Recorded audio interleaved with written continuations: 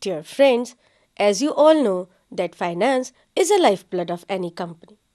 No company can think of its expansion or even a single movement without having the finance in its own hands. सो शुरू में तो सब entrepreneur अपना finance खुद manage करते हैं, लेकिन जैसे जैसे बिजनेस एक्सपैंड होता है, जैसे जैसे कंपनीज एक्सपैंड होती हैं, उनको अपने फाइनेंशियल रिक्वायरमेंट्स के लिए किसी न किसी के पास से वो रिक्वायरमेंट्स पूरी करनी पड़ती हैं। और ऐसे लोग उनको कहाँ मिलते हैं? जिस जगह पे वो लोग उनको मिलते हैं उनको हम कहते हैं financial markets. You name any company, whether it is a big one or a small one, whether it is Reliance Industries Limited, you talk of any bank, whether it is HDFC Bank, ICICI Bank, or even any small entrepreneur. They need finance, and for their requirements, they will always resort to some other suppliers, those who have surpluses with them. And when those who demand the finance and those who have surplus with them to lend, whenever they meet anywhere, whether it is any physical place or even if there is no physical place, but whenever they come across to fulfill the requirements of each other, that place is known as financial market. Now let us define financial markets. Financial market helps to link the savers and the investors by mobilizing the funds between them. ऐसे लोग जिनके पास उनकी पुरानी savings surplus पड़ी हैं और ऐसे लोग जिनको वो फंड्स चाहिए, तो financial market in surplus saving वाले लोगों से उन फंड्स को लेकर ऐसे लोगों को दे देती है जिनको वो फंड्स की रिक्वायरमेंट होती है. These markets are the centers, or these can also be called as arrangements that provide facilities for buying and selling of the financial claims and services. So, whenever they provide or they arrange for the meeting of these people, in doing so, it performs what is known as allocative function. This allocative function allocates or direct funds available for investments into their most productive investment opportunities. And during this process, it gives the rate of return to those who have the surpluses and who give their surpluses as investments to any company. Secondly, it allocates the scarce resources to those firms which have the highest productivity for the economy. Now, how this process works? The household who have surpluses with them, they have two arrangements. The first arrangement is that they can give their funds to banks or any other financial institution which further lends the funds to the business houses so that they can utilize the funds according to their requirement. Alternatively, these business houses, those who require the funds, can offer their shares, debentures, or any other financial instruments through a marketplace. This marketplace is known as financial market, and the households who are to invest in these companies, they can always resort to these financial market. They can buy the shares and debentures or other financial instruments and can give their savings to these business houses. The process by which the allocation of funds is done is also known as financial intermediation. Ultimately, a financial market can be defined as a market for the creation and exchange of financial assets like equity shares, debentures, and bonds. Now, let us understand various functions of financial market. The first and foremost function of financial market is the mobilization of savings and channelizing them into the most productive uses. जैसा कि अभी हमने समझा कि financial market एक ऐसी जगह है जहाँ पे जिन लोगों के पास सेविंग्स होती हैं, सरप्लस होते हैं, उनको एडिक्वेट रेट ऑफ रिटर्न मिल जाता है.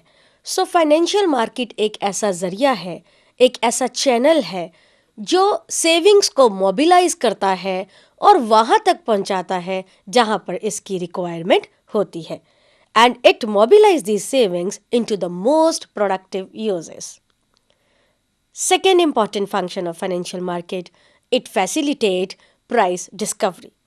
We all know that prices are fixed only when the demand and supply intersects. So financial market is a place wherein the demand for the money and supply for the money intersect. So wherever the demand and supply meets, the prices are fixed. So we can say that financial markets help in price discovery, providing liquidity to the financial assets. Those assets where the public invest their savings can easily be sold because financial market provides you the opportunity to sell the assets which are being acquired as for the purpose of investments, reducing the cost of transactions. Financial markets provide valuable information about the securities that are being traded in the market. So, this information helps the investor to choose the best alternative according to their requirements, and it saves times, it saves efforts, and even the money.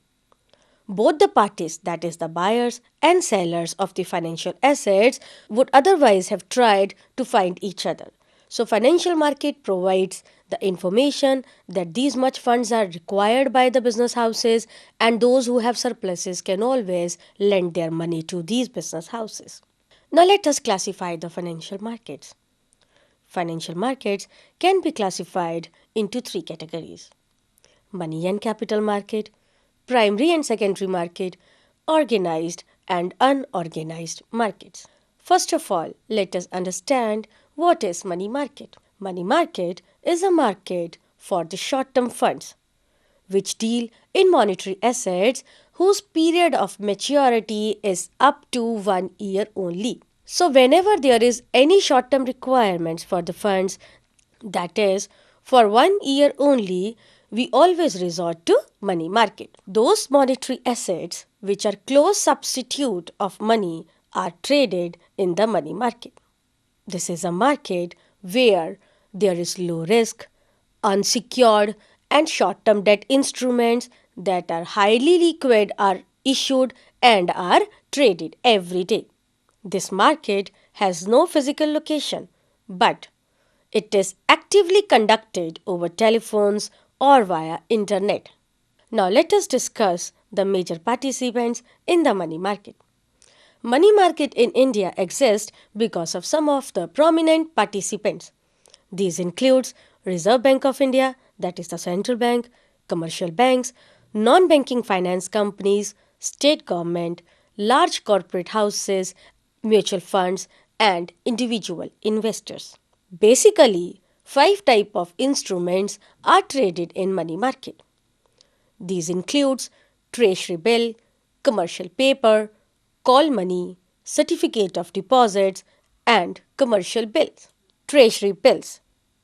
Treasury bill is basically an instrument of short-term borrowing by the Government of India, and it has a maturity period of less than 1 year. These treasury bills are also known as zero coupon bonds issued by Reserve Bank of India on behalf of central government to meet the short-term requirements of the central government. Treasury bills are issued in the form of promissory note. These are highly liquid and have assured yield. It has negligible risk of default. These are issued at a price which is lower than its face value and is paid at par. The difference at which the treasury bills are issued and the value at which it is redeemed is known as discount, and this discount is the interest receivable by the recipients who have applied or who have invested their money in treasury bills. Treasury bills are available for the minimum amount of rupees 25,000 and in multiples thereof. Commercial paper. Commercial paper is a short-term unsecured promissory note.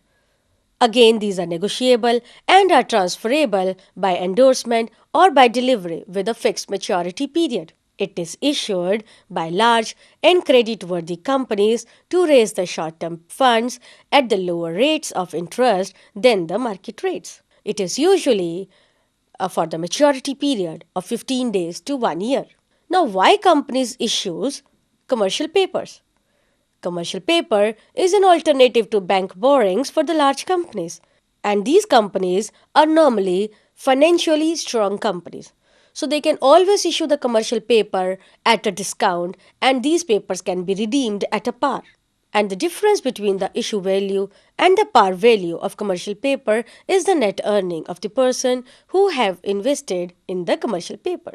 Call money. Call money basically is a short term finance repayable on demand with a maturity period ranging from 1 day to 15 days. Normally, call money is interbank transaction. That is why we call it as interbank market also.